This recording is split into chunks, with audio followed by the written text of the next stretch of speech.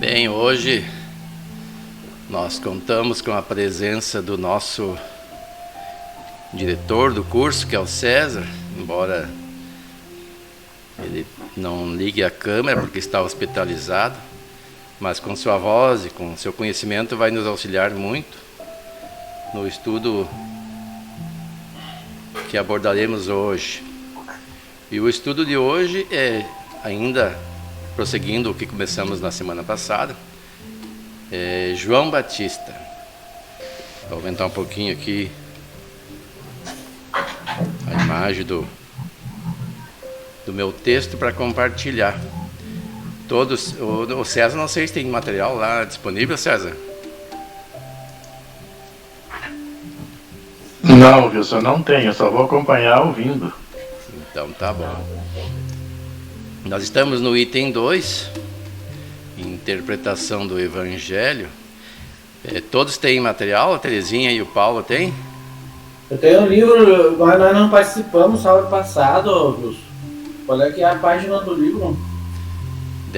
O livro físico, né? Deve ser 232.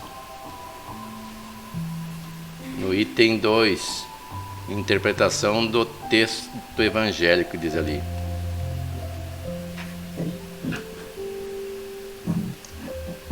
Localizou? Estou tentando.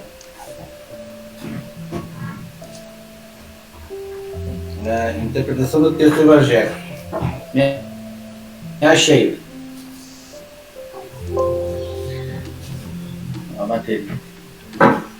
Então eu poderia iniciar lendo para nós aí? Interpretação do texto evangélico. João Batista é conhecido como precursor, aquele que viria antes de Jesus a fim de lhe preparar o caminho. Foi ele quem batizou o Mestre e o designou como Messias. Vestido de peles e alimentando-se de mel selvagem, esclarecendo com energia e deixando-se degolar em testemunho a verdade. Ele precedeu a lição da misericórdia e da bondade. O mestre dos mestres quis colocar a figura franca e áspera do seu profeta no limiar de seus gloriosos ensinos e, por isso, encontramos em João Batista um dos mais belos de todos os símbolos imortais do cristianismo. João era a verdade, e a verdade, na sua tarefa de aperfeiçoamento, dilacera e magoa, deixando-se levar aos sacrifícios extremos.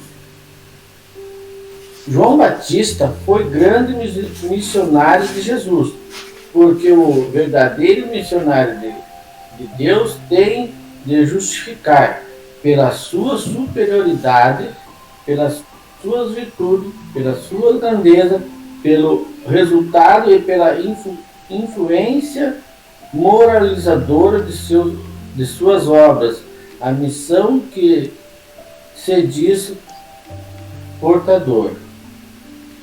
Historicamente, ele é conhecido como primo de Jesus, filho de Zacarias e Isabel, nascido em circunstâncias extraordinárias, em decorrência da gravidez de sua mãe em idade avançada.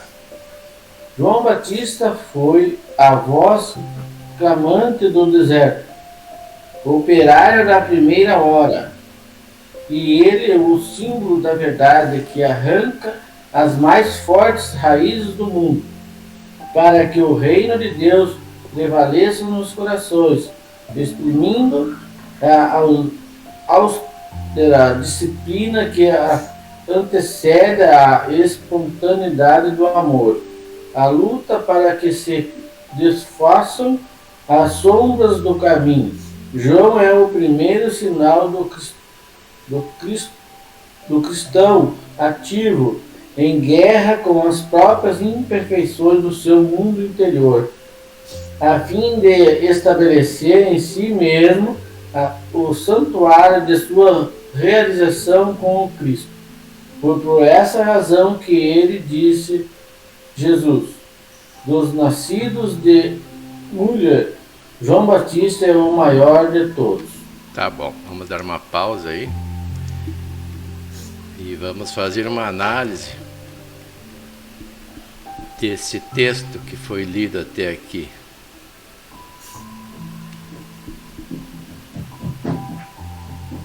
Por que João Batista é conhecido como precursor, aquele que vinha antes de Jesus para preparar o caminho?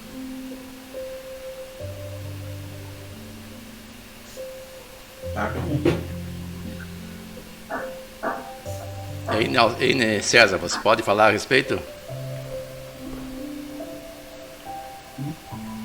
Sim, ele já havia profecias antigas, né? Cristo.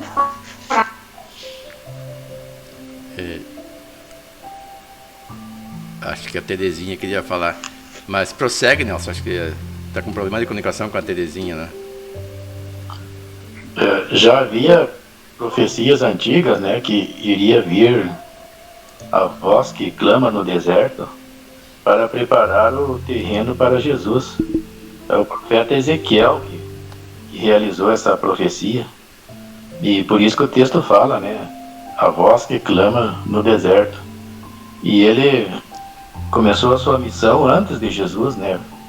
Preparando o terreno para depois apresentar Jesus para aquela comunidade, para a humanidade.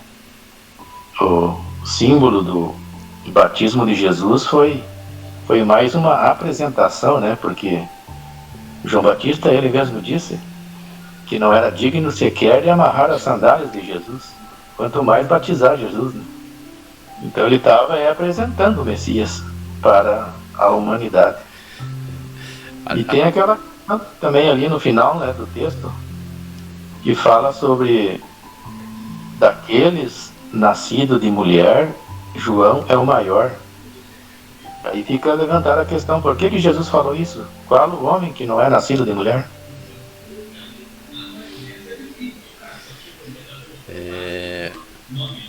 Se nós formos olhar, está lá em Isaías 40, que fala sobre a voz que clama no deserto. Eu posso até compartilhar aqui, fica mais fácil de entender. Isaías 40. Lá, Isaías 40, a partir do 13, diz: voz que clama no deserto, preparai o caminho do Senhor e endireitai no ermo vereda a nosso Deus. Todo vale será exaltado, e todo monte e todo outeiro será abatido, e o que é torcido se endireitará, e o que é áspero se aplainará. E a glória do Senhor se manifestará, e toda a carne juntamente haverá, pois a boca do Senhor disse. Uma voz diz: clama. E disse alguém: que hei de clamar? Toda a carne é erva, e toda a sua beleza como a flor do corpo. Seca-se a erva e cai a flor, soprando nela o Espírito do Senhor. Na verdade, o povo é erva. Isso eu tirei lá de Bíblia online, né? E eu compartilhei isso para que nós possamos ter um pouquinho mais de entendimento dessa expressão, a voz que clama no deserto. Era uma profecia já da vinda de uma pessoa, no caso João Batista, que ia preparar o caminho do Senhor, de preparar o caminho do Senhor. E daí é interessante o sentido figurado das palavras que o Isaías utilizou ali. Todo vale será exaltado. Como assim? Todo vale será exaltado, e todo monte e todo outeiro. Monte seria os morros, as montanhas, outeiro uma pequena elevação. Isso é uma simbologia, na minha interpretação, das pessoas humildes, que pela sociedade muitas vezes são desprezadas, porque não se impõem, não são impositivas, agressivas, como uma grande parcela da população é, mas que fazem a vontade de Deus e se dirigem pelas suas consciências. Então essas serão exaltadas, de rebaixadas que são, serão elevadas. E todo monte, todo outeiro, aqueles que se acham acima dos demais, serão abatidos. E diz: o que é torcido se endireitará, e o que é áspero se aplanará. O que é torcido? Torcido são os conceitos, são os comportamentos das pessoas que desconhecem a realidade da vida que está estampada no Evangelho de Jesus, que desconhecem Deus e que vivem segundo a matéria. Então, enquanto a pessoa vive assim, ela vive de uma forma egoísta, de uma forma que só pensa nas suas coisas e, no máximo, naqueles mais próximos, a sua família nuclear. E o resto das pessoas, para eles, não tem valor nenhum. Além de fazer algumas coisas, às vezes, que prejudicam as demais pessoas da sociedade. Então, quando ela conhece o Evangelho de Jesus, que estampa da melhor forma possível a lei de Deus, ela modifica, de torcido que era, se endireita, começa a andar melhor, começa a fazer as coisas mais acertadas. E o que é áspero se aplanará. Aquilo que hoje, muitas vezes, uma grande parcela de nós ainda exercita, a aspereza de comportamento, de reação em vez de ação. Porque nós reagimos aos estímulos e muitas vezes não pensamos antes de agir, porque o reagir é instintivo e o agir é premeditado. E uma pessoa que pensa, ela tem um tempo para analisar o que deve fazer. Então ela deixa de ser áspera, porque isso para aquelas que entendem, né, como é que funcionam as leis da vida, aquelas que introjetaram o Evangelho de Jesus. Então essa era uma profecia do João Batista, que viria fazer o primeiro trabalho nessa preparação para a vinda do Senhor ou do Messias. E depois ele prossegue aqui, descrevendo como o texto, né, como João Batista estava vestido de peles, alimentando-se de mel selvagem. Eu tive fazendo umas pesquisas e eu achei interessante a data em que João Batista nasceu, segundo os registros, diz lá 2 anos antes de Cristo. Eu digo assim, como assim 2 anos antes de Cristo? Se Maria estava grávida de Jesus quando foi visitar a mãe dele. Então algum equívoco há, ou registrado errado na história, o nascimento de Jesus, ou o nascimento de João Batista, não fecha. Porque no máximo, seria algo que com 8 meses, um pouco menos, porque há relatos, inclusive, que o ventre da mãe do João revelou a emoção que o João sentiu quando aproximou-se Maria, porque ele percebeu espiritualmente a aproximação de Jesus. Ele se movimentou e ela até mencionou isso. Então, mas daí assim, Wilson, se João veio preparar o caminho, com 2 anos, digamos que 2 anos não seria suficiente. Teria que ter no mínimo, na época o pessoal tinha uma estimação de vida de uns 40 anos, então teria que ser no mínimo uns 20 anos, para que ele pudesse evangelizar esse pessoal e preparar os novos pais. Pois é, isso teoricamente, mas se nós formos olhar a história, Maria foi para trabalhar, inclusive, para a mãe do João quando ela estava grávida, e Maria já estava grávida, esperando Jesus, segundo os relatos bíblicos, né?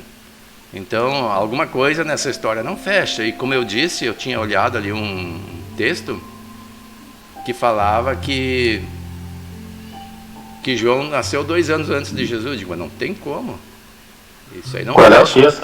Qual é o texto que você olhou, Wilson? É um texto de um pregador Que eu entro na internet e começo a pesquisar, né? E aí E dizia segundo, isso. segundo o Severino Celestino, é 6 meses antes. Aí tudo bem, né? Porque daí, no caso, ele teria 6 meses e Maria estaria grávida do 3º mês. Foi quando aconteceu o encontro das duas mães. Exato. Inclusive no livro Boa Nova, tem o relato desse encontro de Maria com Isabel, né? E ambas estavam grávidas mesmo. Então Pois- confirma o que o Severino fala. E essa história de que João Batista foi o precursor, o que veio preparar o terreno, por que isso?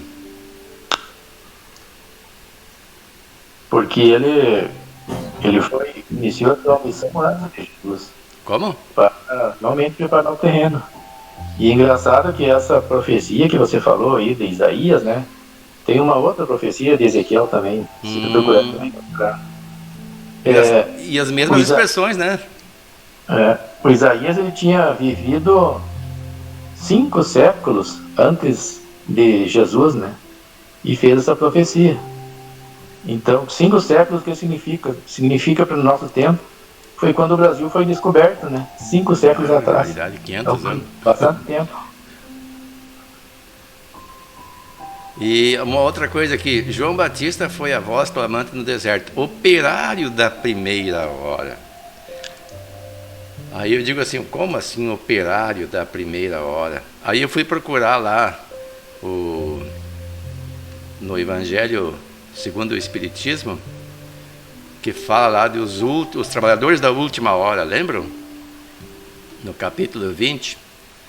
Todo mundo conhece, né? Quem são os trabalhadores da última hora e como é que se configura o trabalhador da última hora.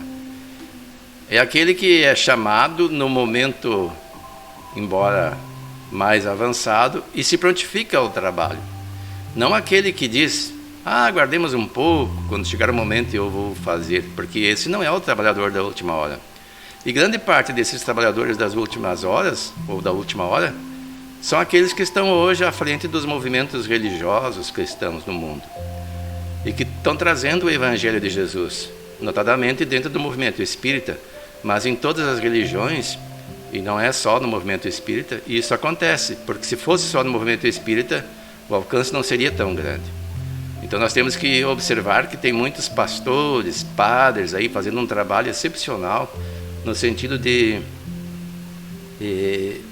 divulgar o Evangelho de Jesus adequadamente e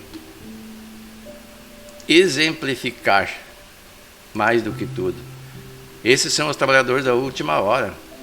E aqui no final ele fala em Mateus 11, foi por essa razão que dele disse Jesus, dos nascidos de mulher, João Batista é o maior de todos.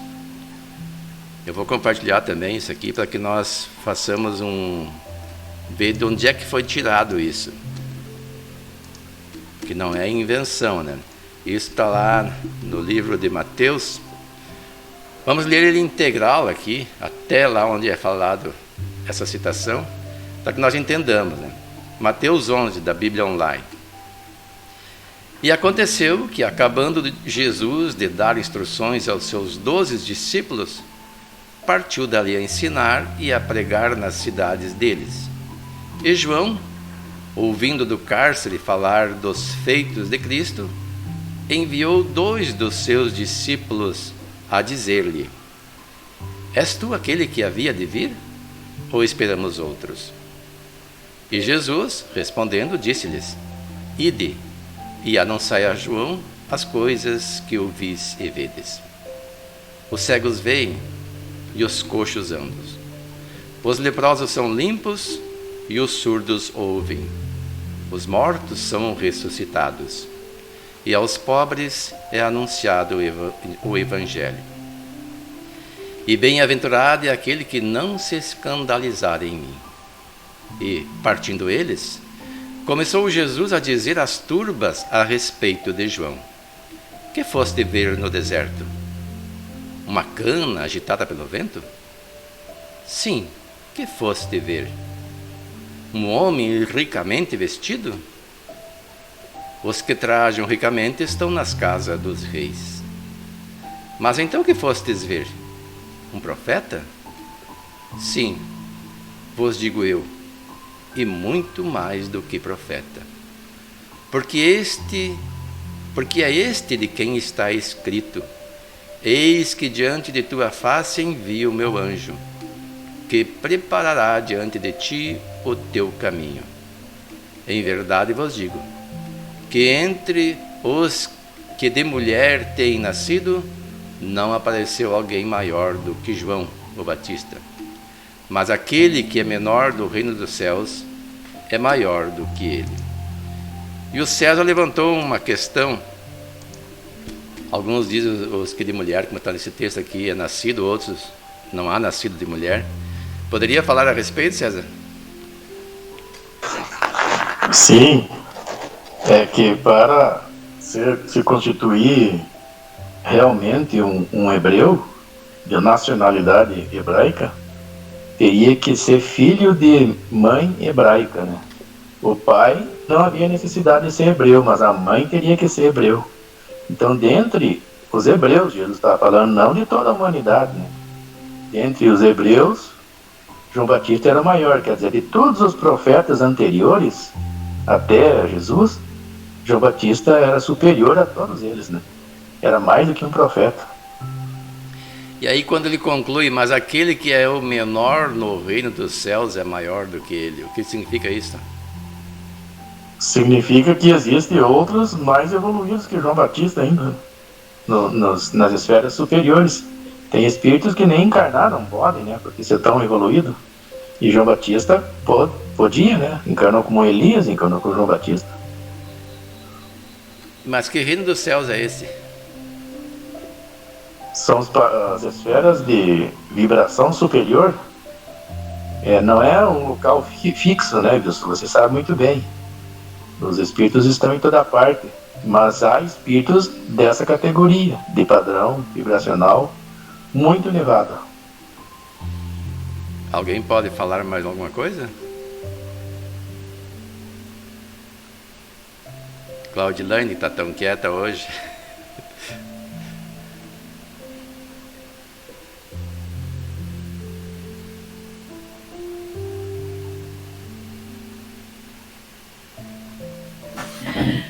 Com relação a essas questões aí, vocês já conversaram o essencial. Daí a gente chove no molhado se ficar repetindo. Essa questão do reino dos céus, Claudiane, o que tu entende que é o reino dos céus?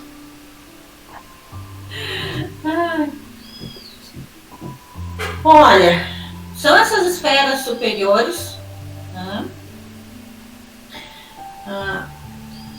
E também pode ser uma referência a esse mundo interno, porque se nós somos todos filhos de Deus, nós também temos um pedacinho do reino dos céus na nossa alma.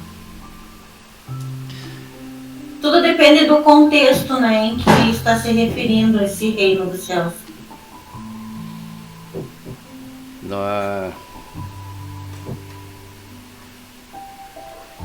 Meu outro computador desligou.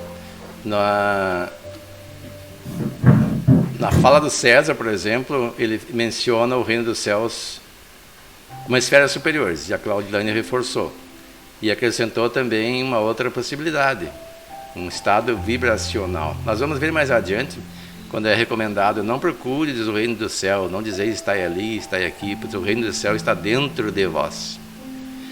Mas quando Jesus fala assim, o menor do reino dos céus é maior do que ele, nós imaginamos um lugar onde vivam espíritos de um padrão moral e mesmo intelectual superior àqueles que estão no ápice da escala evolutiva dos encarnados no planeta Terra, que é de provas e expiações. Façamos uma análise. Nem vamos falar no mundo de regeneração, mas vamos falar num mundo mais adiantado, um mundo ditoso, por exemplo. E acho que ainda aí não é o reino dos céus. Tem que ser naqueles mundos de últimas encarnações. E também não sei se é, né? Porque a gente não conhece, só ouve falar. Mas digamos um reino dos céus vibracional, onde só haja espíritos puros. qualquer imperfeição seria causa de perturbação. Então, o menor lá, porque em toda parte há uma gradação de desenvolvimento, seria muito maior que João Batista.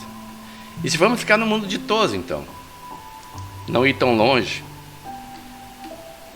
imagine o menor de um mundo ditoso. O que ele tem de conhecimento, o que ele tem de virtudes.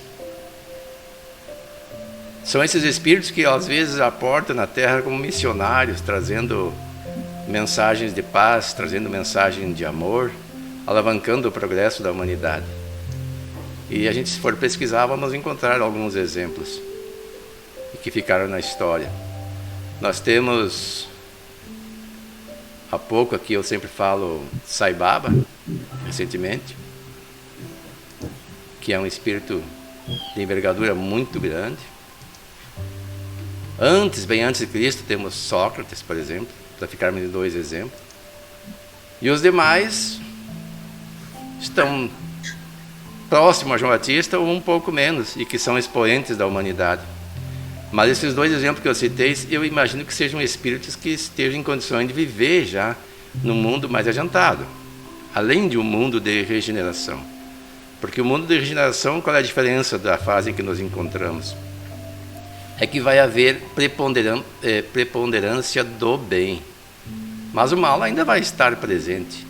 Ainda vão ter que passar por provas e algumas expiações ainda, mas mais brandas, claro, porque as pessoas serão mais caridosas, terão melhor compreensão da vida, não serão tão agressivas quanto nós somos hoje, não serão tão egoístas quanto nós somos hoje como sociedade. Eu me refiro nós como sociedade, porque nós somos integrantes de um grupo, não podemos fugir dele. Se nós quisermos ficar fora, temos que superar, temos que ser maior que João Batista. Enquanto não formos maior que João Batista, vamos estar, né, nesse grupo social no qual estamos inseridos. E João Batista, com todo o seu progresso, estava no nosso grupo social e sofreu as consequências. Nós vamos ver adiante aqui o que aconteceu com ele. Uma voz que clama no deserto. O que isso quer dizer? Já pararam para pensar o que isso quer dizer? Nós sabemos que João Batista pregava no deserto, mas ao mesmo tempo nós podemos levar isso para o sentido figurado. O deserto de virtudes, onde o amor não floresce, onde as almas estão ressequidas e precisavam de uma primeira ducha, um tanto quanto enérgica, nas palavras dele. Nós vamos ver adiante que ele era bastante enérgico, preparando o terreno para que ele se fosse mais fértil para ouvir a mensagem de Jesus. E esse trabalho prossegue. Então nós vamos ver aqui no Evangelho o que são. Ele foi o trabalhador da primeira hora. E quem são os trabalhadores das últimas horas? São aqueles que eu disse, aqueles que foram chamados e que aceitaram. Mas dentro do movimento espírita, quem são estes? Quem são os trabalhadores da última hora? Aqui no texto diz assim, quase ao fim do texto. Vamos aumentar um pouquinho a imagem. Bons espíritas, meus bem-amados, sois todos obreiros da última hora. Bem orgulhoso seria aquele que dissesse: comecei o trabalho ao alvorecer do dia, e só o terminarei ao anoitecer. Todos viestes quando fostes chamados, um pouco mais cedo, um pouco mais tarde, para a encarnação cujos grilhões arrastais. Mas há quantos séculos e séculos o Senhor vos chamava para a sua vinha, sem que quisesseis penetrar nela. Ei-vos no momento de embolsar o salário. Empregai bem a hora que vos resta, e não esqueçais nunca que a vossa existência, por longa que vos pareça, mas não é do que um instante fugitivo na imensidade dos tempos que formam para vós a eternidade. Constantino, Espírito Protetor. Bordeaux, 1863. Acho que é essa a pronúncia. Eu fico até um pouco emocionado lendo esse texto. Ele fala dos bons espíritas. E quem são os bons espíritas?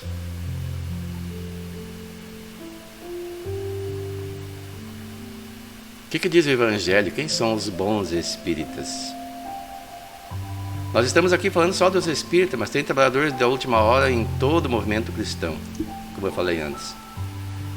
O bom espírita é aquele que se esforça por domar suas inclinações inferiores.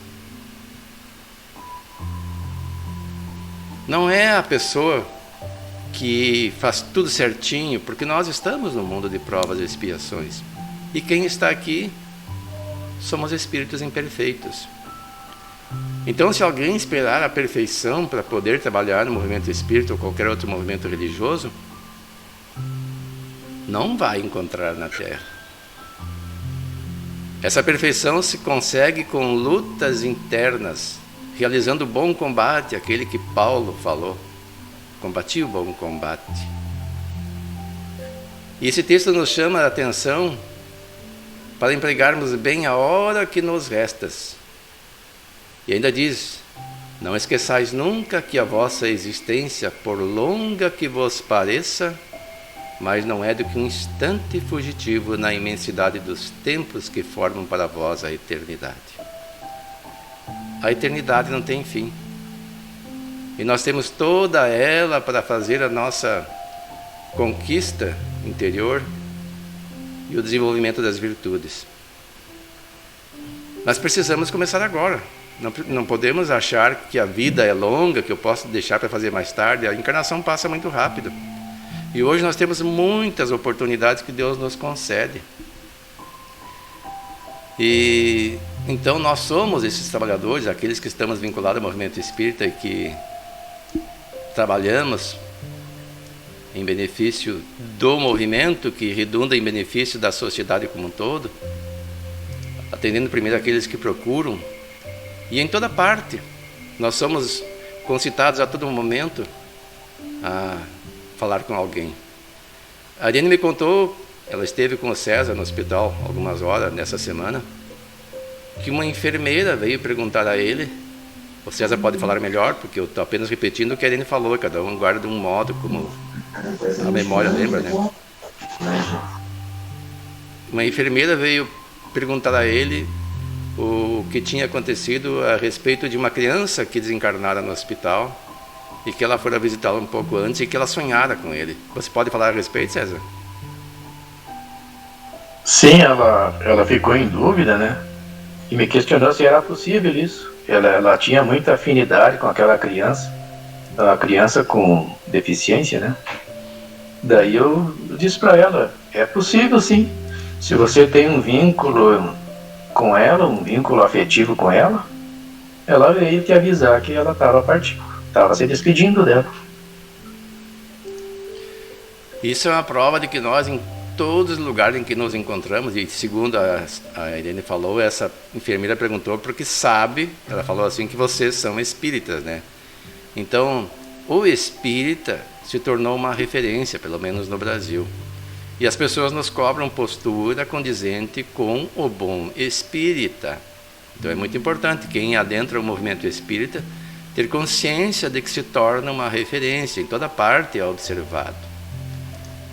Uma vez eu fui com o pessoal do sindicato, no século passado ainda, em direção a Brasília, no movimento reivindicatório, paredista, e estávamos em Santa Catarina, num restaurante, quando eu vi 3 senhoras se aproximaram. Mas eu te conheço, lá do Fé, Luz e Caridade de Novo Hamburgo. Daí eu pensei, já pensou se eu estivesse fazendo uma coisa errada? Aonde você está, você encontra. E depois, numa outra oportunidade, nós estávamos, não sei se em Minas Gerais ou São Paulo, num restaurante também, quando eu vi o meu cunhado da época, agora é separado da minha irmã, é divorciado, né, nem separado. estava lá. Eu digo, olha só, mais um exemplo que a gente não pode baixar a guarda, porque nós não somos perfeitos ainda. Nós estamos sujeitos a cair em tentações, como se diz por aí. Uma vez perguntaram para o Divaldo Franco se o João de Deus era médium. E ele disse, sim, João de Deus é médium. Não me lembro se ele disse que era ou é, mas que ele atuou como médium. Inclusive beneficiou muitas pessoas, mas deixou-se levar pela fraqueza. E Divaldo ora para que ele não caia na sua jornada evolutiva, porque ele não se sente ainda seguro. E nós temos que tomar cuidado, porque nós somos muitas vezes vítimas de obsessão por permissão. Porque nada acontece que nós permitamos. Nós às vezes desenvolvemos alguns pensamentos em razão de nossas próprias fraquezas ou carências e abrimos uma janela para essa influenciação. Mas então nós temos que tomar cuidado, porque às vezes as pessoas nos observam. E aonde quer que a gente está, alguém sempre, sabendo que nós somos espíritas, pode pedir um auxílio nosso. E nós temos, como trabalhadores, a obrigação de auxiliarmos na medida do nosso conhecimento, da nossa capacidade. Também, se for o caso, financeiramente, quando nós pudermos, né, e tivermos condições. A propósito, agora há uma notícia aí de que nós teremos uma frente fria de expressão avantajada, se concretizar, né? Que parece, segundo a previsão, um frio semelhante ou algo parecido, ou até menor, aconteceu na década de 50 do século passado. Então a previsão é bem trágica, assim, porque eu até vi um vídeo hoje de que as pessoas, quando o frio é demasiado, elas perdem a sensibilidade e podem ter problemas nos membros, nos dedos da mão e dos pés e perdê-los. Então até a mulher da televisão recomendou que, se nós tivermos tempo e recursos, aproveitemos esse final de semana e separemos algumas roupas para doar para aqueles que precisam menos. Conversava há pouco com a Irene.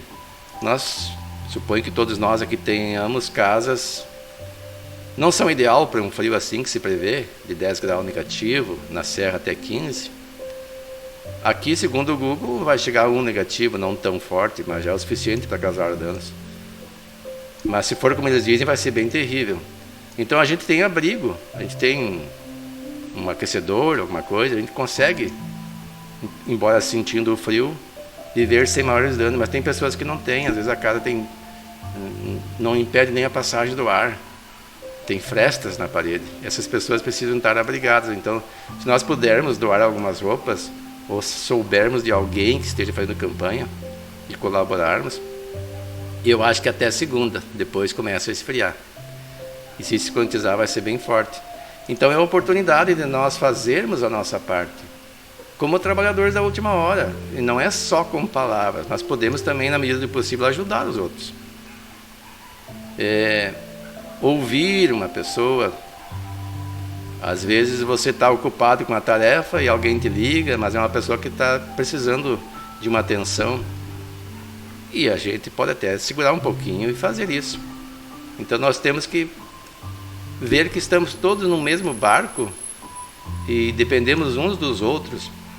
E na condição de espíritas que somos, devemos fazer a nossa parte.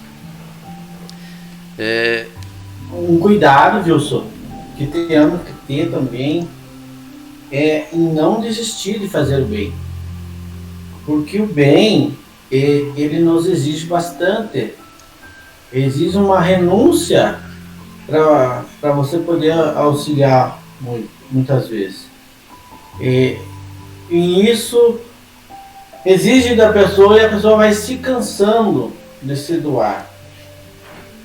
Nós temos que ter esse cuidado, para que, se a gente almeja e quer nos melhorar o nosso interior, o nosso eu, levar isso em consideração, porque cansa, porque às vezes tu tem que sair, às vezes tu tem que enfrentar o obstáculo. Primeiro tu enfrenta o não dos outros, né? E isso acaba cansando a pessoa. Porque às vezes, claro, eu estou disposto a auxiliar, mas a outra pessoa não está. Ela não despertou ainda, então ela vai me dar um certo trabalho. Isso é importante você falar, Paulo. Numa reunião da UME aqui em Santo Ângelo, diz que chegar ao final da jornada é um sacrifício. Aquele que entra em qualquer movimento cristão. A pessoa entra bem animada, cheia de sonhos, bem ativa, ou entra então num grupo de auxílio aos mais necessitados, e aí vai vendo que o sonho que tinha de resultados expressivos não acontece de imediato, eles vêm gradativamente, acaba esmorecendo, e a pessoa esfria e muitas vezes até se afasta do trabalho, do movimento. E o sentido de sacrifício vem da palavra sacro ofício. Não é no sentido de, claro que sacrifício também quer dizer alguma coisa difícil de fazer, mas é um ofício sagrado. A pessoa que conseguir levar até o fim o seu objetivo de fazer o bem. E, na verdade, o bem não tem fim, é permanente. Se a pessoa atingir essa condição, ela vai sentir prazer em fazer isso. E não se preocupar com os resultados são de Deus. Eu estava lendo uma obra aqui, inclusive li um pouquinho com o César quando eu estive com ele lá no hospital, do Divaldo Franco. Eu não estou recordado o nome dela agora, é o último livro dele. E daí o espírito que dita a obra, acho que é Manuel Filomeno de Miranda, estava dizendo que o trabalho dos espíritos nesse momento na Terra, de socorro à humanidade, e isso em todos os países, não é só no Brasil, eles não sabem se vão ter um resultado como esperam, porque tudo depende da vontade de Deus. Mas se submetem à vontade de Deus, fazem a sua parte. E nós devemos fazer o mesmo, fazer a nossa parte.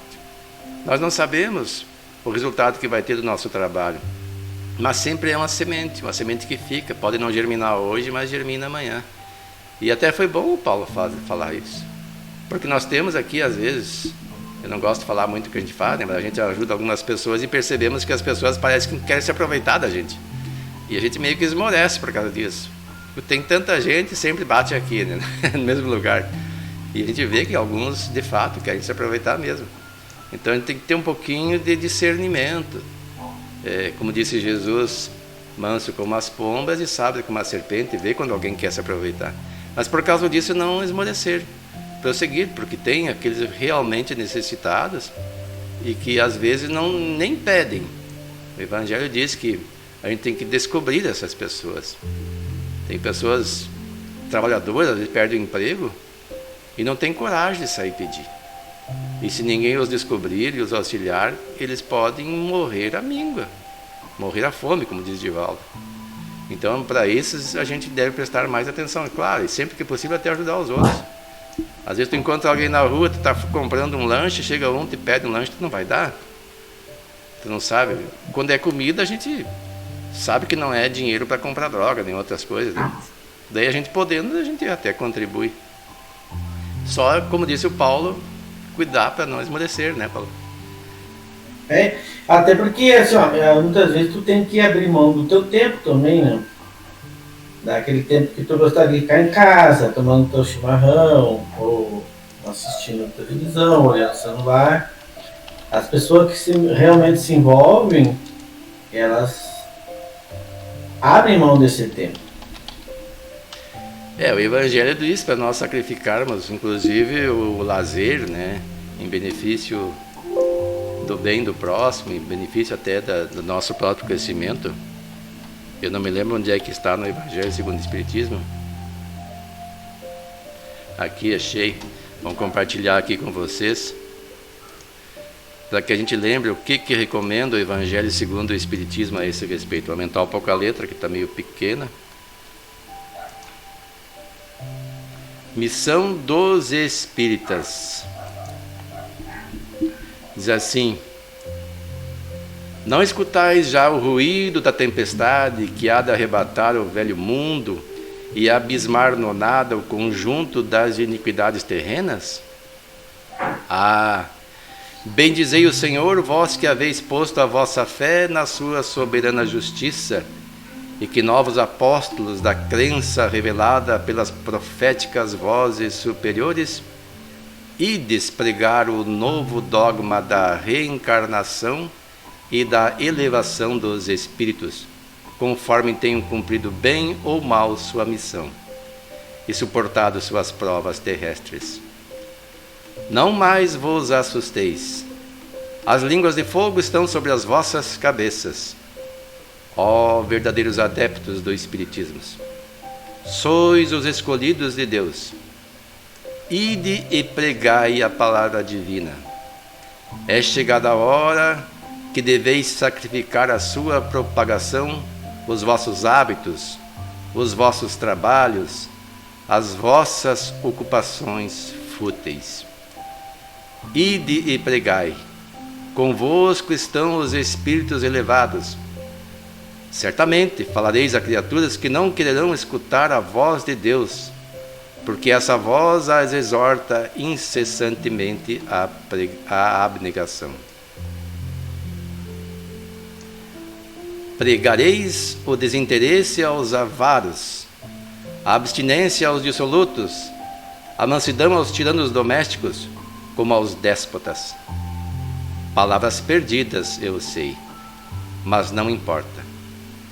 Faz-se mister, regueis com os vossos suores o terreno onde tendes de semear, porquanto ele não fruirá, e não produzirá senão sob os reiterados golpes da enxada e da charrua evangélicas. Ide e pregai. Aí está, Paulo, para reforçar a nossa ideia de mantermos-nos firmes, embora as dificuldades.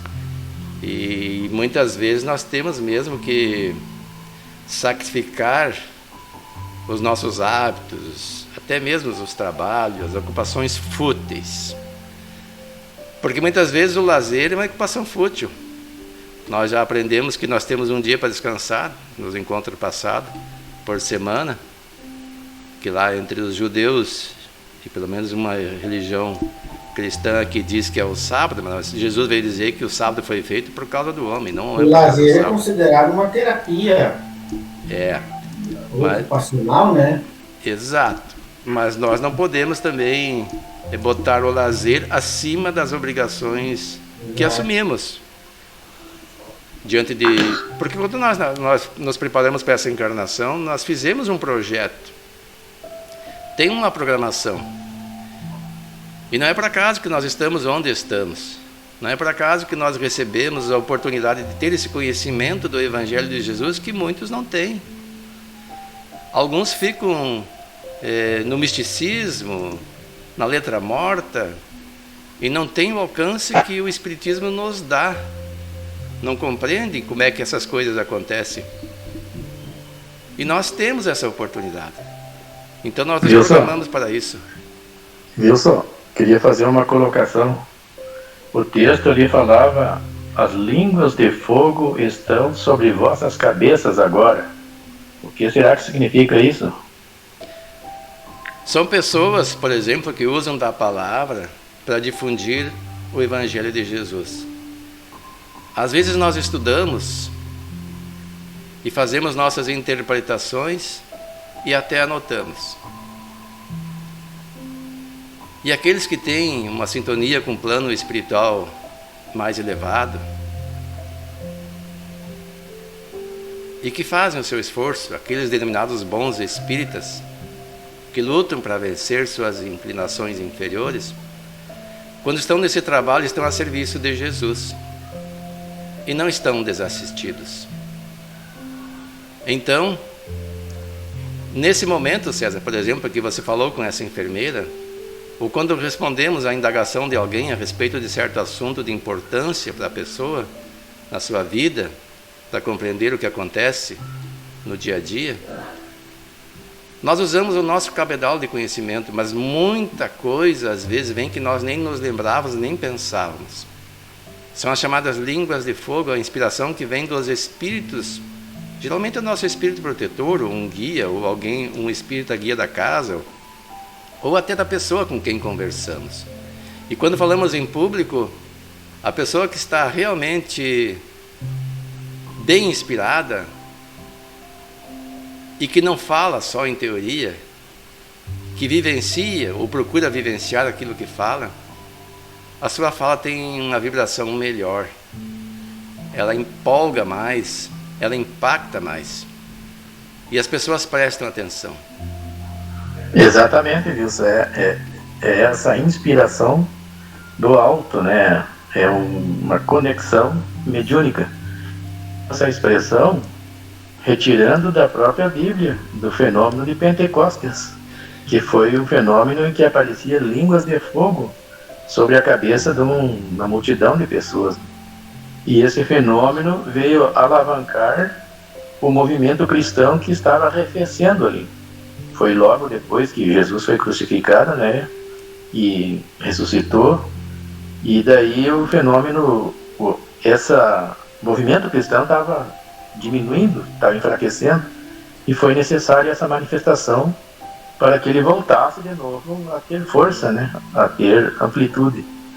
E atualmente nós estamos numa situação semelhante, né?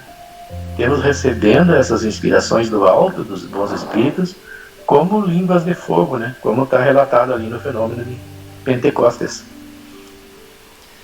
Todo aquele que se empenha verdadeiramente e que faz o mínimo, nem vou dizer muito, porque como dizia Chico Xavier, que foi e é o expoente do movimento espírita brasileiro e talvez do mundo, depois de Allan Kardec, ele se comparava a um animal de pequeno valor, que ele dizia que como é que chama esses cavalos de raça, né? Estão a outros serviços, porque tem pessoas com maior competência, mas que não estão interessados. Não estão interessados nas coisas espirituais, estão mais preocupados em ganhar dinheiro. Então os espíritos procuram as ferramentas que estão aptas, que estão prontas, as pessoas que querem trabalhar, e utilizam aquilo que a pessoa tem de melhor. Então se a pessoa se empenhar um pouco e fazer a sua parte, vai receber uma inspiração maior. Mas ela tem que ter consciência também. Muitas vezes a inspiração vem e nós falamos para os outros o que nos serve de imediato para nós mesmos, porque não podemos nos excluir quando falamos. Nós estamos todos inseridos num mesmo grupo de pessoas necessitadas de apoio, de esclarecimento e de vontade para seguirmos o Evangelho de Jesus. Ele disse: toma a tua cruz e segue-me. Não que isso seja um sofrimento, mas que cada um faça a sua parte, porque não, os espíritos vão fazer a parte que nos compete. Nós temos que fazer. O próprio Divaldo Franco disse que a primeira palestra que ele fez foi um espírito que fez, e impactou a plateia. Daí ele se baseou, foi para a segunda também, sem se preparar. E daí ele tinha decoro um texto, foi falar, apagou, deu um branco. E ele viu que não ia poder falar e explicou que o espírito não veio e sentou. É mais ou menos assim a história.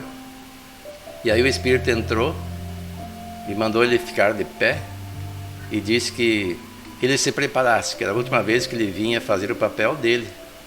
As palavras não são essas, mas a ideia é essa, que nós devemos também nos preparar, não só em termos de conhecimento. O Divaldo fala com experiência e com conhecimento de causa, porque ele tem muita história na vida dele, uma vida de sacrifício, sacro ofício, né? Em benefício da causa de Jesus, que é um exemplo para nós, assim como Chico Xavier. Ele foi o maior propagador em palestras do movimento espírita pelo mundo e o maior difusor do espiritismo lá em Salvador. E tem a Mansão do Caminho, que é um exemplo para o mundo do que ele faz. Mas, como eu estava dizendo, ele recebe a inspiração conforme a sua capacidade. E ele diz que ele não para de estudar. O Livro dos Espíritos ele já leu e estudou mais de 150 vezes.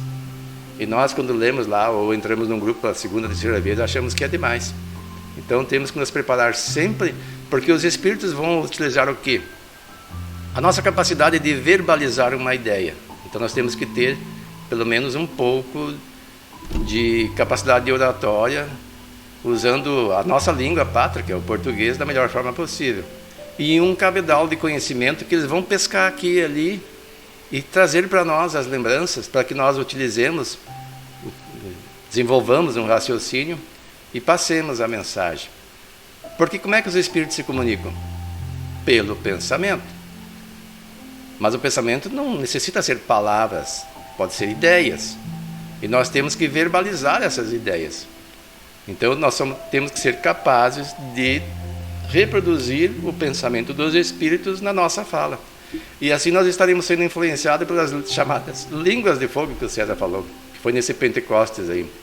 E nossos irmãos do movimento cristão, acho que quase todos, não todos, entendem que essa língua de fogo é o Espírito Santo. Eles acreditam que existe um Espírito Santo que compõe a Santíssima Trindade, Pai, Filho e Espírito Santo, que se confunde tudo numa pessoa só. Inclusive dizem que Jesus é Deus e vice-versa, e que o Espírito Santo faz parte dessa Trindade. Nós entendemos que Espírito Santo são os Espíritos Santos. Deve ter havido algum problema aí nas traduções ou até interpolações, que seriam os Espíritos Santos, um termo simbólico, porque ainda assim não existe Espírito Santo. Jesus não queria nem que chamassem de santo, que santo só Deus é, segundo as palavras dele. Então, são espíritos que vieram. Nós sabemos que naquele momento lá as pessoas falavam em línguas que uns dizem estranhas. Estranhas para quem?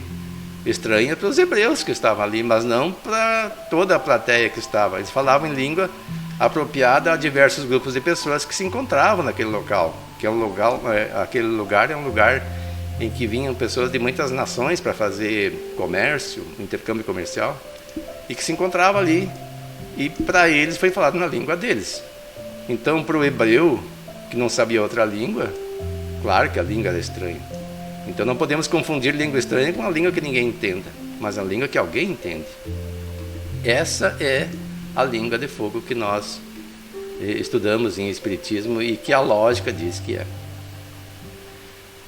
Mais algum comentário? Senão eu vou pedir para a Claudilane prosseguir na leitura. Aqui mesmo. Ele representa aqueles que estão empenhados na luta pela reeducação espiritual, sob o império da lei de causa e efeito. São conhecidos como legalistas da lei de Deus, que se adotam posturas extremadas, transformam-se em fanáticos e exageradamente ortodoxos.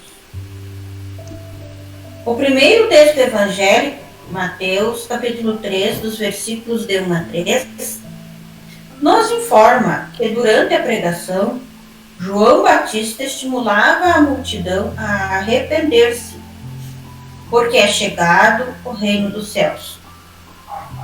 O arrependimento é, pois, a base da melhoria espiritual. Para que cada qual trabalhe na sua purificação, reprima as más tendências e domine as paixões, preciso se faz que abdique das vantagens imediatas em prol do futuro. Visto como, para identificar-se com a vida espiritual, encaminhando para ela todas as aspirações e preferindo-a à terrena, não basta crer, mas compreender. Devemos considerar essa vida debaixo de um ponto de vista que satisfaça, ao mesmo tempo, a razão, a lógica, ao bom senso e ao conceito que temos da grandeza, da bondade e da justiça de Deus. Tá, vamos parar um pouco aí e fazer uma análise.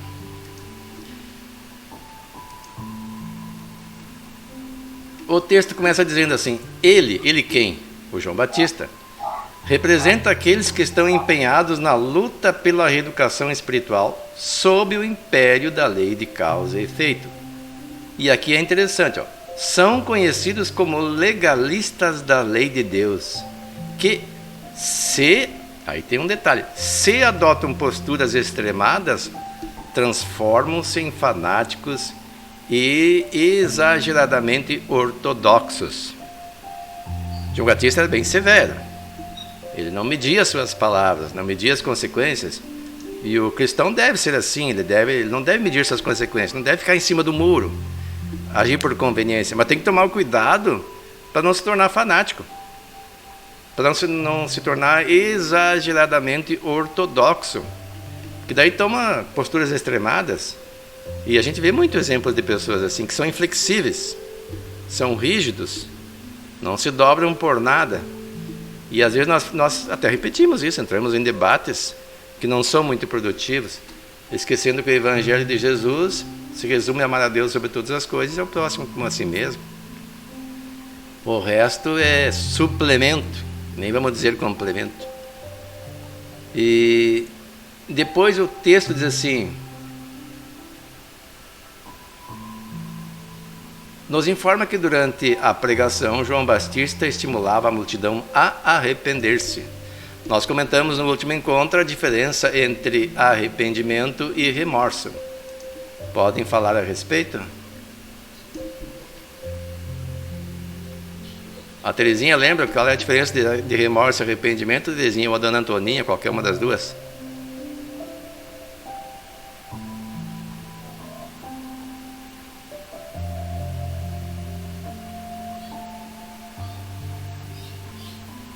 Vocês estão com o microfone ligado? Não estou ouvindo.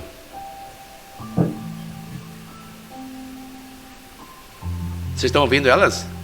Não. Acho que estão com problema no som, nós não estamos ouvindo vocês. Então eu pedi para o César, Terezinha, desculpe, mas o teu som não está sendo ouvido. Daí eu vou pedir para o César então falar a respeito. Como é que é a pergunta mesmo? A diferença de arrependimento e? De remorso e arrependimento. Eu não participei no outro sábado, pelo que eu me lembro. Mas tu tem uma ideia qual é a diferença que pode ter? Porque tem dois sentimentos. No meu entendimento, é quando a pessoa se sente mal diante de tudo aquilo que ela fez, né? Que aquilo está incomodando a consciência dela, né? Ela acaba detectando que fez errado e aquilo causa um mal-estar nela, né? Uma perturbação na mente. E o arrependimento é quando ela se predispõe a corrigir tudo aquilo que ela fez. Então, o arrependimento é um recomeço, né? Um reinício, e tentar corrigir todos os atos que a pessoa fez de errado. Mas para isso ela tem que primeiro passar por esse processo do remorso, né? A pessoa sem remorso não se arrepende. Daí ela tem que iniciar com ações esse processo de arrependimento. O César não teve no próximo encontro, mas captou. É exatamente isso. Porque o que é o remorso? O remorso, a pessoa cai em si que errou, e bem como disse o César, ela passa a se sentir mal, se sentir um coitado. E muitas vezes isso pode ser prejudicial, se ficar só nisso. Ele é o primeiro passo para o arrependimento. Mas não podemos alimentar o remorso. Ele gera um sentimento de culpa, que pode redundar em doença psíquica ou até mesmo em doença física. É preciso o arrependimento, não ficar no remorso. O arrependimento é uma mudança de postura, é procurar acertar. E a reparação. Em alguns casos a pessoa vai ter que expiar, consequência da lei de causa e efeito. Mas quando a pessoa se predispõe a reparar e começa a trabalhar, a expiação não tem a gravidade que teria se não fizesse nada. Ela vai ter uma redução da gravidade do ato como consequência. Nós temos relatos de pessoas, por exemplo, que nesta encarnação faziam coisas, na encarnação dela, que já desencarnaram, pelo menos essa que eu estou falando, ela perdeu um dedo no trabalho. E aí ficou chocada, porque fazia tudo certinho na vida, não fazia mal para ninguém. E aí foi informado a ela, numa comunicação mediúnica, se não me engano, que ela tinha reencarnado para espiar e perder o braço, porque ela provocara a perda do braço de alguém numa encarnação anterior. Mas devido ao seu bom comportamento, ao seu trabalho de reparação através de uma conduta nova, isso foi abrandado, perdeu apenas um dedo. Então, quando nós passamos por situações que às vezes nos colocam para baixo e nos chocam, e podemos até pensar que não deveríamos passar por isso, agradeçamos a Deus se estamos fazendo a coisa certa, porque isso com certeza ela tem uma menor repercussão em sentido de sofrimento do que teria se não fizéssemos as coisas certas. E pior ainda, não teria bons resultados, porque nós aprendemos que as doenças são processos depurativos da alma, que drena suas energias deletérias através de um corpo que se manifesta em vários tipos de manifestações doentias, né, em diversos órgãos. Enquanto isso, o perispírito fica mais saudável e a pessoa desencarna melhor. Mas se a pessoa estiver revoltada, ela vai gerar outra quantidade de energia deletéria que vai substituir aquela que está sendo drenada, e o processo pode se prolongar por tempo indeterminado, até que a pessoa mude de postura. Então a primeira coisa que fazer, cair em si. Aí vem o remorso, o erro. Mas nós lembramos Paulo de Tarso. Paulo de Tarso não desenvolveu o remorso. Ele se arrependeu. E de imediato ele não sentiu alguém que merecesse ser castigado. Apenas perguntou para Jesus: o que queres que eu faça? Porque diante dele estava o Messias que ele esperava e quem ele pensava que defendia, perseguindo os cristãos que eram seguidores de Jesus. Porque via em Jesus uma figura subversiva que viera subverter as leis que ele defendia. Ele era um defensor ferrenho da lei.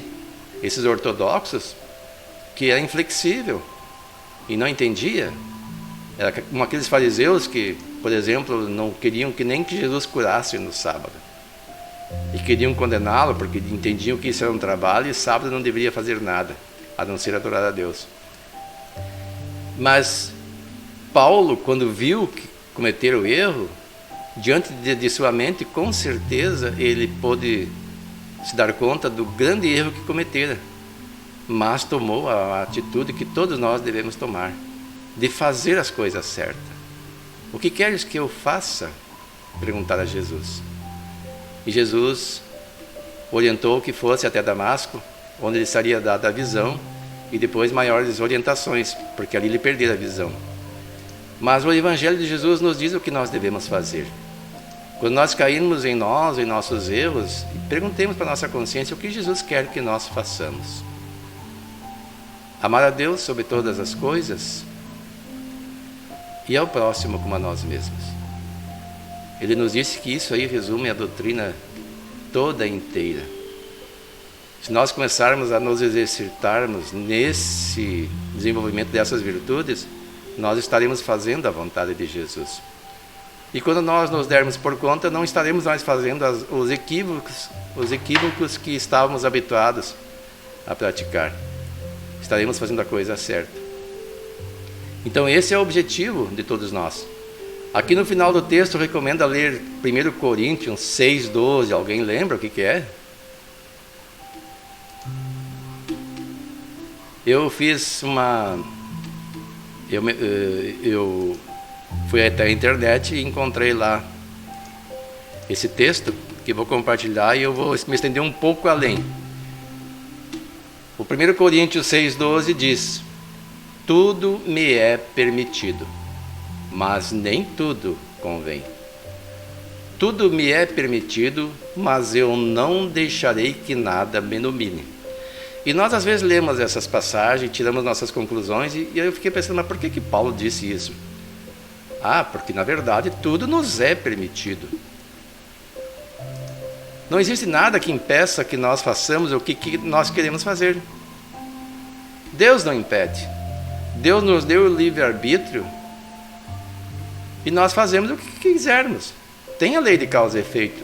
A lei de causa e efeito é que, quando nós compreendemos, faz com que a gente entenda que nem tudo nos convém. Uma grande pergunta que a gente deve fazer sempre quando tiver em dúvida sobre fazer ou não alguma coisa: como estarei depois? O que isso resultará? Às vezes, por viciações, por atavismo, nós temos vontade de fazer algumas coisas que ainda não vencemos as inclinações. E ficamos em dúvida se é certo ou errado. Então, fazer essa pergunta: como estarei depois? Mas vamos ver o que Paulo prossegue dizendo nesse texto que foi registrado aqui na Bíblia, em 1 Coríntios, que era uma carta que ele mandava aos coríntios, né? O 13 em diante: os alimentos foram feitos para o estômago, e o estômago para os alimentos, mas Deus destruirá ambos. O corpo, porém, não é para a imoralidade, mas para o Senhor, e o Senhor para o corpo. Por seu poder, Deus ressuscitou o Senhor e também nos ressuscitará. Vocês não sabem que seus corpos são membros do Cristo? Tomarei eu os membros de Cristo e os unireis a uma prostituta? De maneira nenhuma. Vocês não sabem que aquele que se une a uma prostituta é um corpo com ela? Pois, como está escrito, os dois serão uma só carne. Mas aquele que se une ao Senhor é um espírito com ele. Fujam da imoralidade sexual. Todos os outros pecados que alguém comete fora do corpo os comete.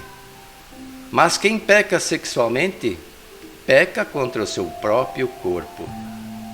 Acaso não sabem que o corpo de vocês é santuário do Espírito Santo que habita em vocês, que lhes foi dado por Deus, e que vocês não são de vocês mesmos?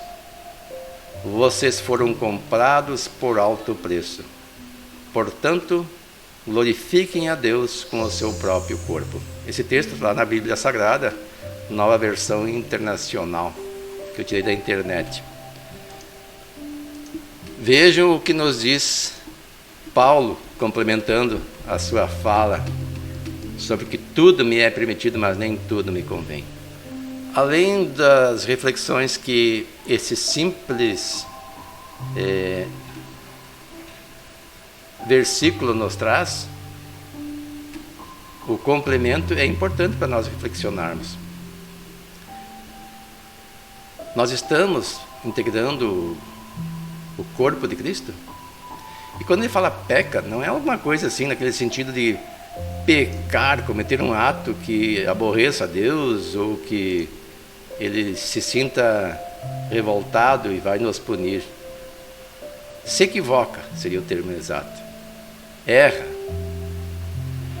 E quando ele fala assim que o corpo de vocês é santuário do Espírito Santo que habita em vocês, ele pode estar se referindo a nós mesmos, espíritos, porque somos filhos de Deus, e nessa situação somos espíritos santos, porque viemos de Deus, claro, em fase de evolução, ou então aquele guia espiritual que fala por nós através das chamadas línguas de fogo, quando a nossa fala se solta na condição de inspirados. E aqui dizem que vocês não são de vocês mesmos. Nós somos filhos de Deus. E quando ele fala que fomos comprados por alto preço, é o sacrifício de Jesus, não que a morte de Jesus na cruz vai nos salvar, mas foi um alto preço a sua vinda à terra, baixando as suas vibrações, uma preparação que, segundo algumas obras espíritas, levou em torno de 1000 anos ou mais.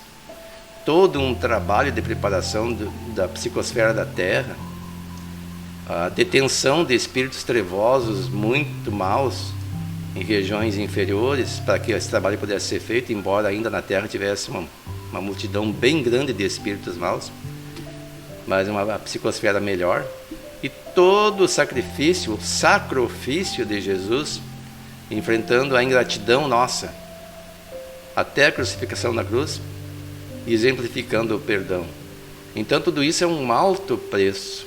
E diz assim: portanto, glorifiquem a Deus com o seu próprio corpo, cuidando para que nosso corpo seja bem utilizado. Ele é uma ferramenta nossa.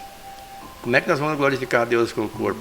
Fazendo o que fomos programados para fazer ao aceitarmos retornar à Terra nessa reencarnação. E assim como o bom espírita que eu falei há pouco, façamos nós o empenho para fazer o melhor possível dentro de nossas possibilidades. Como a Terezinha está com dificuldade de nos falar conosco, nós não conseguimos ouvi-la, então vou pedir para a Claudilane, já que o César não tem material lá, prosseguir na leitura ali. Para nós avançarmos um pouco mais, ainda temos um pouco mais de 10 minutos. Vou achar que eu leio, Wilson. Pode ser então, melhor. Sabemos que sem o arrependimento não ocorre a regeneração do espírito. É necessário reconhecer as faltas cometidas e se preparar para repará-las. Nesse sentido, esclarece Emmanuel. O remorso é a força que prepara o arrependimento, como este é a energia que precede do esforço regenerador. Choque espiritual nas suas características profundas. O remorso é a interstício para a luz, através do qual recebe o homem a cooperação indireta de seus amigos do invisível, a fim de retificar seus desvios e renovar seus valores morais na jornada para Deus. Até João Batista, a tentativa de se obter paz interior estava relacionada às obrigações religiosas ou às manifestações de culto externo, sacrifício, holocaustos, oferendas, satisfação do sábado, etc. Com Jesus, verificamos que Deus não está assentado no altar dos templos religiosos, mas que se encontra em todo o universo e no âmago do ser humano. O reino de que o versículo 2 de Mateus faz alusão tem significado bem diverso daquele que era apregoado pelo judaísmo, como bem nos esclarece o evangelista Lucas. O reino de Deus não vem com aparência exterior, nem dirão, ei-lo aqui ou ei-lo ali, porque eis que o reino de Deus está entre vós. Lucas 20 a 21. Então, João preparava... Tá, só vamos parar por aqui, vamos fazer uma análise disso aqui. Aqui diz: o reino de Deus está entre vós, né? Não é dentro de vós, como eu tinha falado antes. Mas vamos retornar lá. Só um pouquinho aqui, viu só? Mas então, o remorso, podemos agradecer e ter ele como uma dádiva de Deus, né? Muitas vezes com o auxílio dos espíritos que nos querem bem, que nos querem auxiliar, né? Pelo que eu li aqui no início, o remorso ele vem para nos dar uma sacudida e mostrar que estamos erramos, que não estamos fazendo a coisa certa, e nos oferece uma nova etapa para nos redimir. Na verdade, ele fala aqui que é um choque espiritual nas suas características profundas. Ele é um interstício para a luz, através do qual recebe o homem a cooperação indireta de seus amigos do invisível. Porque os espíritos, quando percebem que a pessoa cai em si, eles acham ali um canal de comunicação através das reflexões que a pessoa faz. Esse remorso que não fica por muito tempo, que a pessoa não pode ficar ali se sentindo um desgraçado, alguém que não mereça auxílio, que não vai receber. Ele tem que mudar essa postura para o arrependimento, que é aquela disposição para mudar o seu proceder. Não adianta, tem gente que diz assim, eu não tenho jeito, não adianta, não posso me emendar.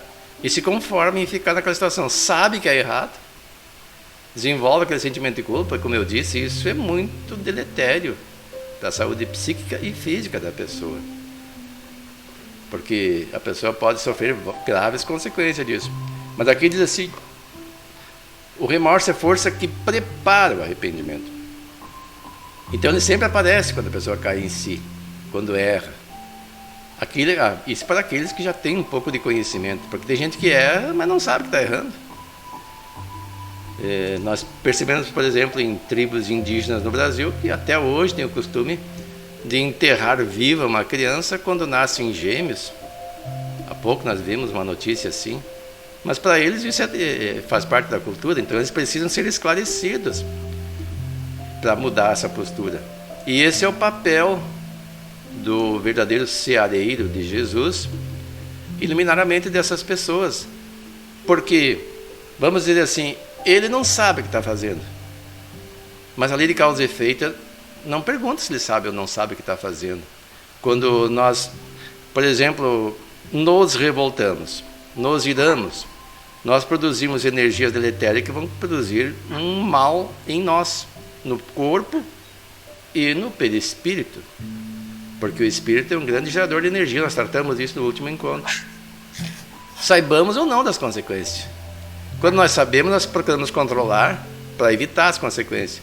Mas quem não sabe pode continuar fazendo e sofrendo as consequências. Eu sempre uso um exemplo. Se eu não sei que uma tomada energizada pode matar, eu posso botar o dedo ali. Eu ignoro o fato, mas vou sofrer as consequências. Da mesma forma que uma pessoa que sabe que se botar vai sofrer a consequência. Isso é mais ou menos como é que funciona a lei de causa e efeito. A lei de ação e reação. Então, quando nós temos consciência, nós desenvolvemos esse remorso. Puxa vida, falhei. E quantas vezes nós caímos?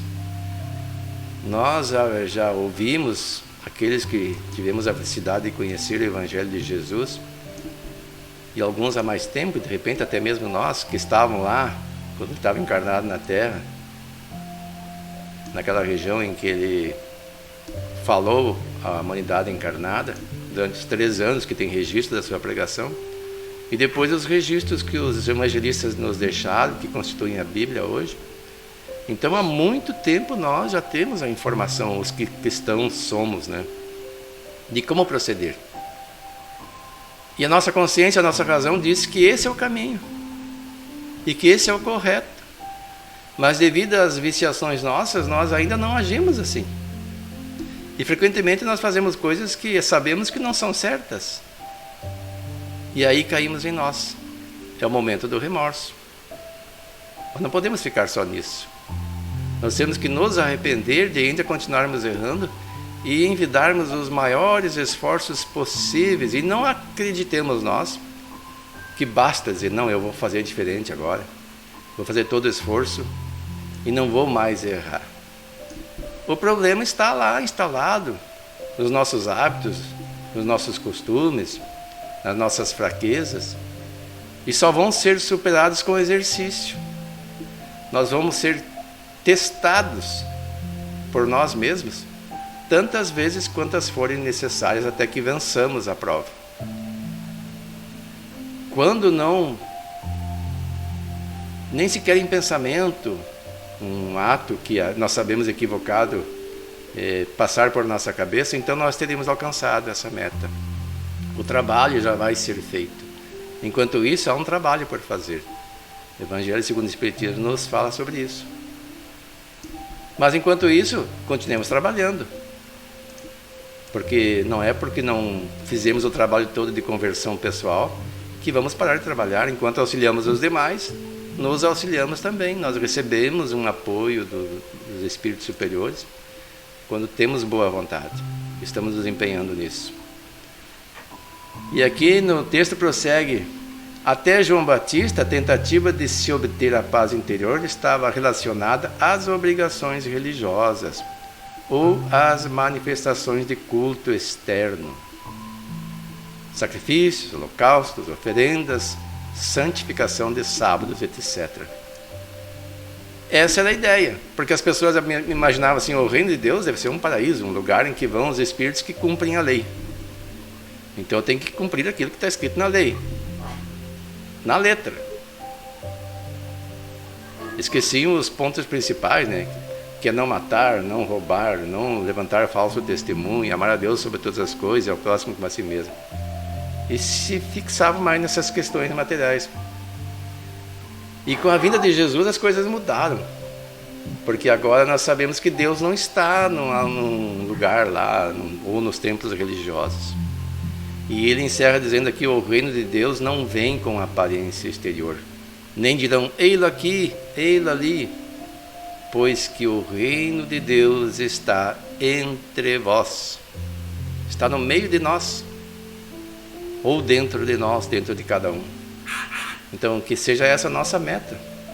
Se quisermos ser um espírito próximo a João Batista, ou igual a ele, que possamos desenvolver esse reino de Deus. E Jesus disse que o menor do reino dos céus era maior que ele. E ele falou que nós vamos conseguir isso. Então, que fique isso como meta para nós mesmos. Não é nem isso, não é nenhuma prepotência, é um projeto de Deus para João Batista e para todos nós atingirmos a perfeição relativa. Nós já estamos no horário agendado para terminar. César, embora você não esteja sendo visto por nós, você pode fazer uma oração para nós? Sim, vou fazer. Então convido a todos a elevarmos nosso pensamento a Jesus, nosso Mestre amado, rogar que Ele continue nos sustentando nesta encarnação, assim como Ele vem fazendo desde os tempos primórdios da humanidade. Que os bons espíritos estejam conosco para que consigamos prosseguir firmes na nossa caminhada evolutiva, sempre certos de que Jesus é o caminho seguro e que Ele vai nos fortalecer em todos os momentos em que precisarmos, e que paulatinamente possamos desenvolver as virtudes da humildade, as virtudes do amor, para podermos sermos merecedores do auxílio e da ajuda do Mestre, e que possamos estender a todos os irmãos toda a ajuda, todo o auxílio, todo o amor, toda a ação de caridade, para que todos nós venhamos superar as dificuldades do nosso tempo, de nossa época, construindo, instalando aqui na Terra o tão sonhado Reino de Deus. Com esse pensamento, com essas rogativas, encerramos o nosso encontro de estudo na tarde de hoje. Que assim seja. Assim seja. Então fica o nosso agradecimento pelo teu esforço, César. Mesmo internado, estar presente conosco. Muito obrigado e até o próximo encontro para todos.